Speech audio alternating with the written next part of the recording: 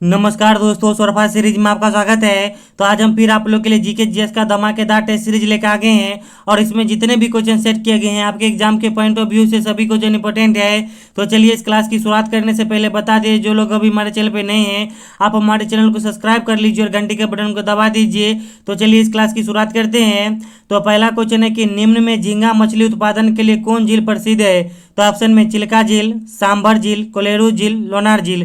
तो देखिए इसमें से जो है झींगा मछली उत्पादन के लिए कौन झील प्रसिद्ध है? तो चिल्का झील प्रसिद्ध है और चिल्का झील जो है आपको उड़ीसा राज्य में स्थित है। उसके बाद सभी ऑप्शन को देख लेते हैं।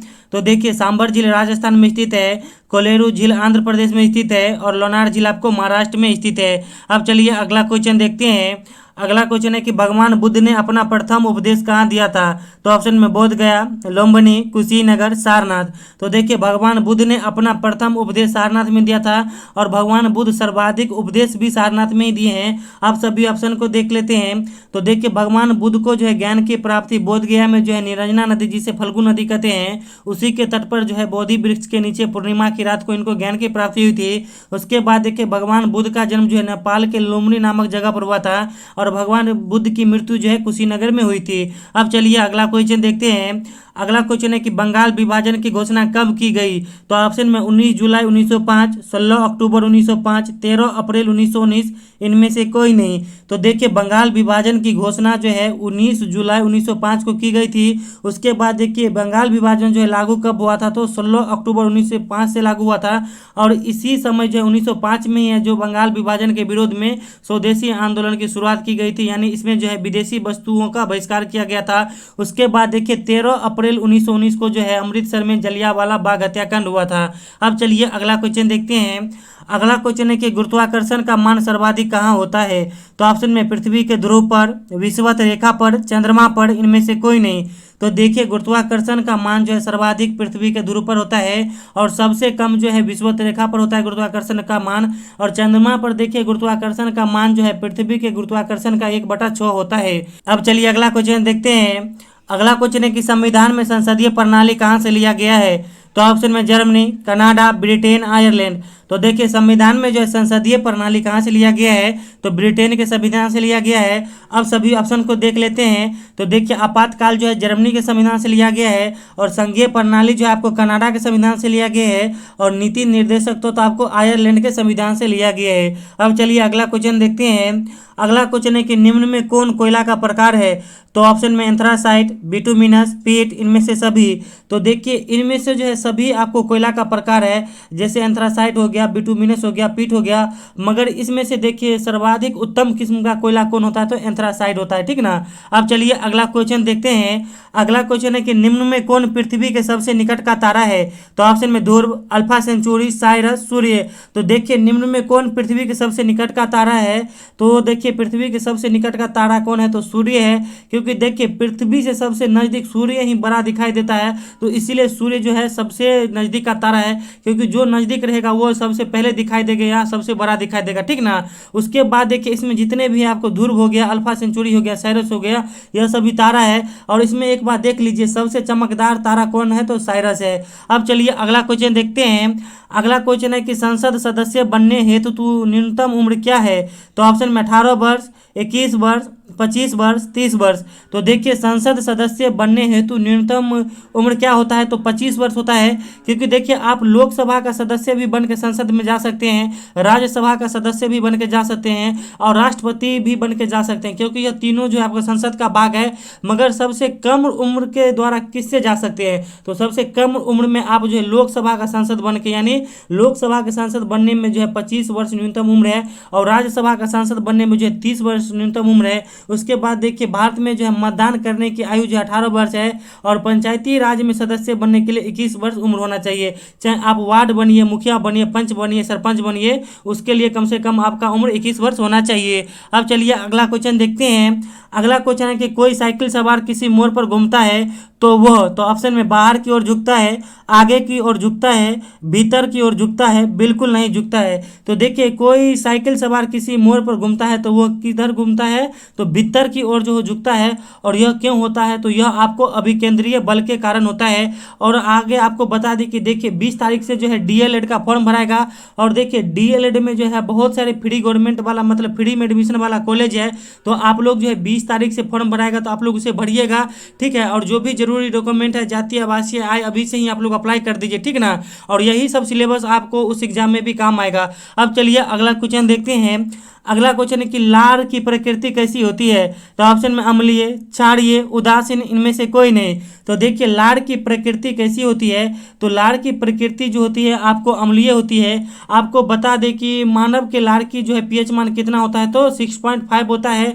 और आपको बता दें कि क्षारीय पीएच मान कब होता है, जब आपको 7 से ज़्यादा अगर किसी का मान रहेगा, यानी 7 से 14 के बीच, तब वो क्षारीय रहेगा। और उदासीन विलयन का पीएच मान कितना होता है, तो 7 होता है। अब चलिए अगला क्वेश्चन देखते हैं।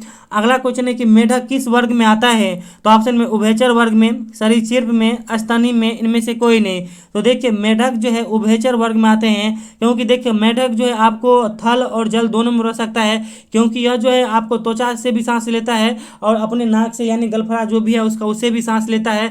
तो इसीलिए यह जो उभयचर प्राणी है, यानी यह पानी में भी रह सकता है और यह पृथ्वी पर भी रह सकता है। उसके बाद देखिए सरीसृप वर्ग में कौन आता है, तो जैसे मान लीजिए घड़ियाल हो गया, आपको छिपकली हो गया, उसके बाद कछुआ हो गया, ये सब आपको है सरीसृप वर्ग का प्राणी। उसके बाद देखिए स्तनी वर्ग में हम लोग आते हैं, यानी जो भी मतलब जो भी जीव अपने बच्चों को यानी दूध पिलाता है, तो वह आपको स्तनी वर्ग में आता है। अब चलिए अगला क्वेश्चन देखते हैं। अगला क्वेश्चन है कि कपास प्राप्त होता है, तो ऑप्शन में तने से, पत्तियों से, बीज से, जड़ से। तो देखिए कपास जो है बीज से प्राप्त होता है। अब सभी ऑप्शन को देख लेते हैं। और देखिए कपास जो है सर्वाधिक कहाँ उत्पादन होता है, तो गुजरात राज्य में उत्पादन होता है। उसके बाद आपको देखिए गाजर हो गया या मूली हो गया, यह आपको जड़ से प्राप्त होता है, यानी गाजर या मूली का खाने योग्य भाग जड़ होता है।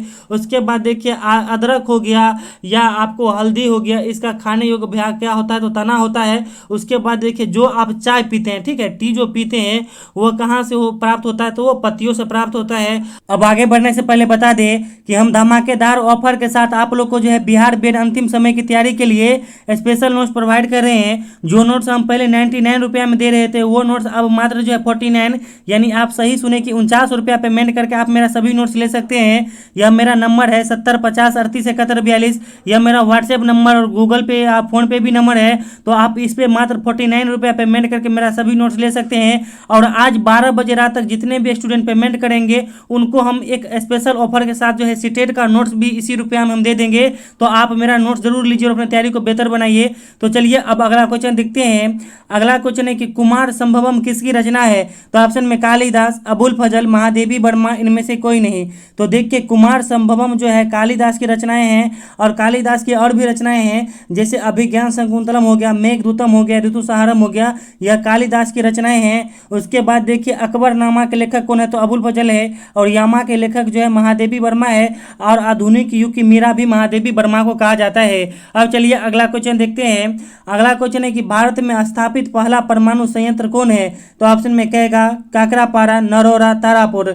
तो देखिए भारत में जो है स्थापित पहला जो है परमाणु संयंत्र कौन है, तो तारापुर है। और तारापुर कहाँ है, तो महाराष्ट्र में है। अब सभी ऑप्शन को देख लेते हैं।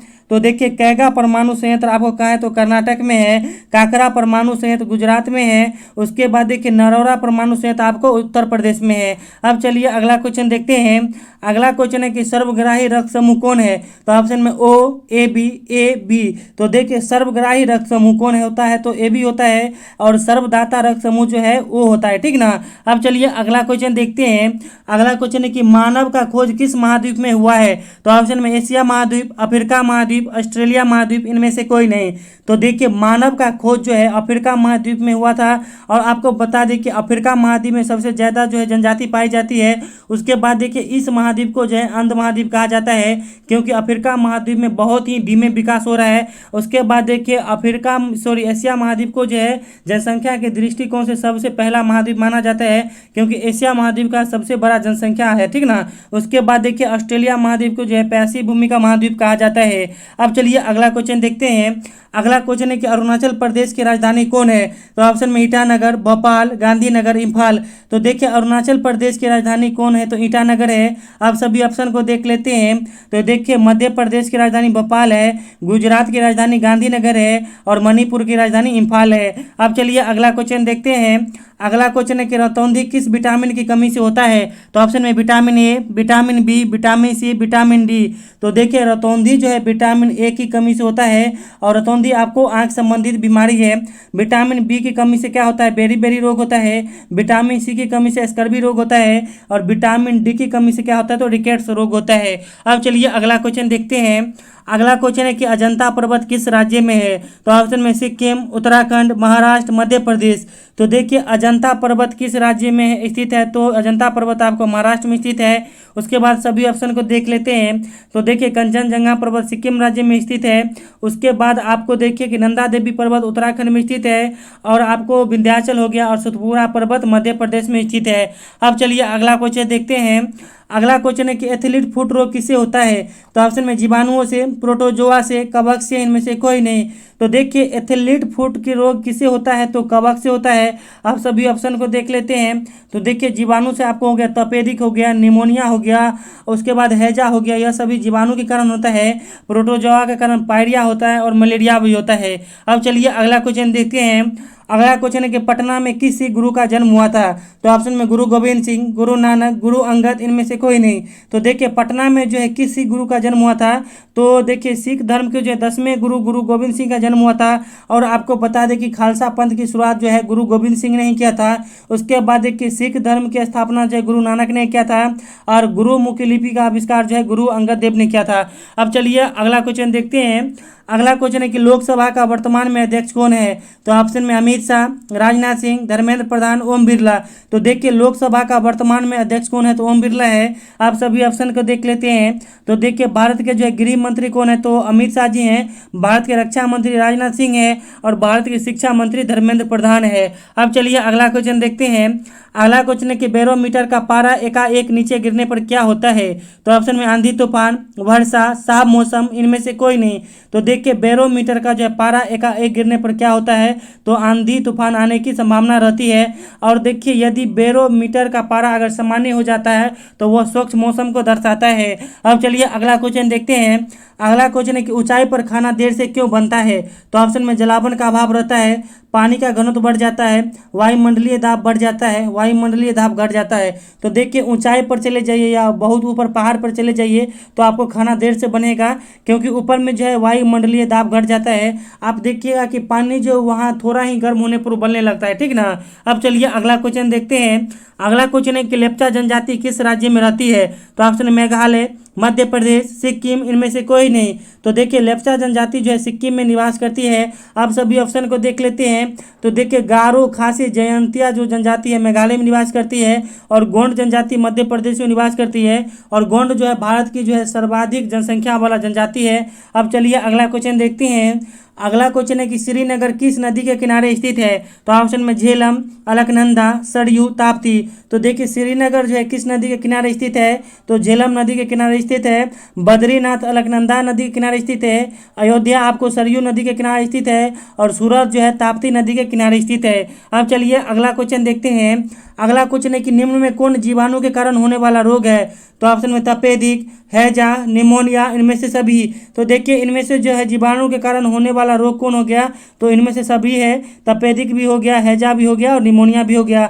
अब आपको बता दें कि जीवाणु की खोज जो है लिवेन हॉक ने किया था। अब चलिए अगला क्वेश्चन देखते हैं। अगला क्वेश्चन है कि दांडी यात्रा कितने दिनों तक चला था?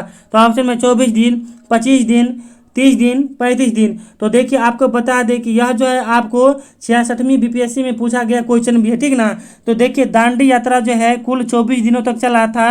आपको बता दें कि दांडी यात्रा जो है गांधी जी के नेतृत्व में 1930 में जो है 12 मार्च 1930 से लेके 6 अप्रैल 1930 तक चला, यानी 24 दिन तक चला था। अब चलिए अगला क्वेश्चन देखते हैं। अगला क्वेश्चन है कि नींबू में कौन सा अम्ल पाया जाता है? तो ऑप्शन में ब्यूटेरिक अम्ल, साइट्रिक अम्ल, टार्टरिक अम्ल, इनमें से कोई नहीं।